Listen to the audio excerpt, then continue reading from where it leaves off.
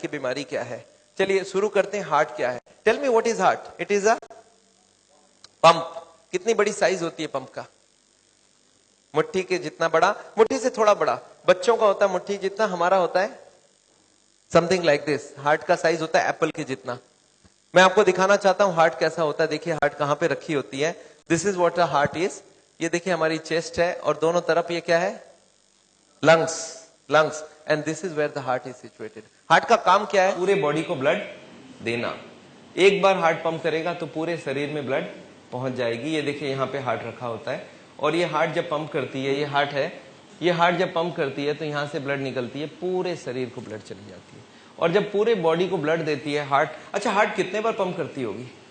एक मिनट में 72 टाइम्स। एक मिनट में 72 टाइम्स। एक घंटे में 72 इंटू 60, 4300 बार। और 24 घंटे में 4300 इंटू 24, 1,00,000 बार।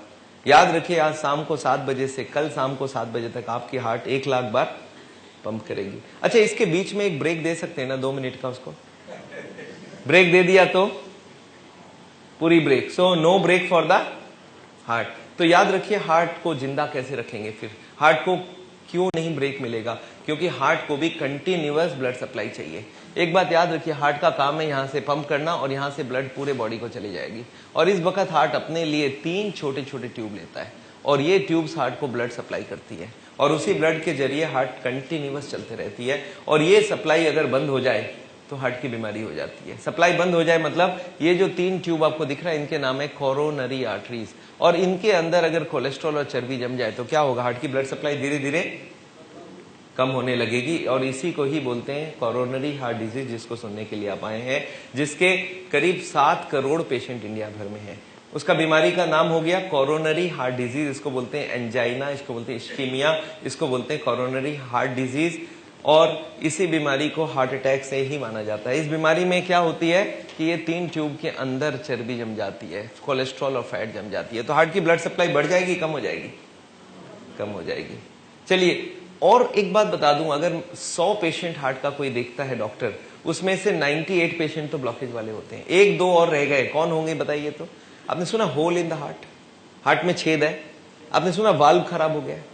100 में से 1 या 2 होती है वाल्व और होल वाली, बाकी 98 पेशेंट होते हैं ब्लॉकेज वाले। तो मैं आज लेक्चर जो दे रहा हूं वो ब्लॉकेज के ऊपर दे रहा हूं कि हार्ट के ब्लॉकेज क्यों होती है, क्या होती है, कैसे होती है।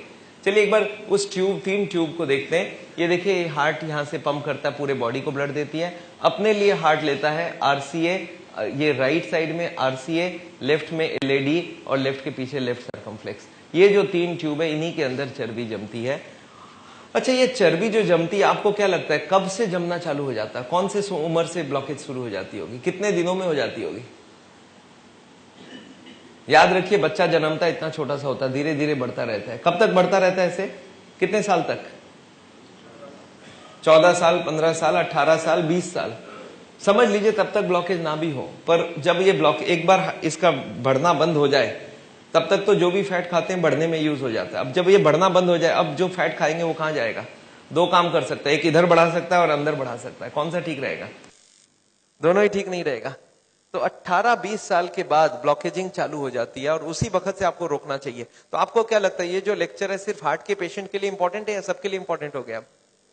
For everybody. अरे आज आप 18-20 साल के हो गए तो आपके लिए तो अब चालू हो गया ना। अब आपको फैट अंदर ग्रो नहीं करेगा, आपको बॉडी को ग्रो नहीं करने देगा, अब तो अंदर जाके ब्लॉकेज चोकिंग करेगा। And this is what we do not want.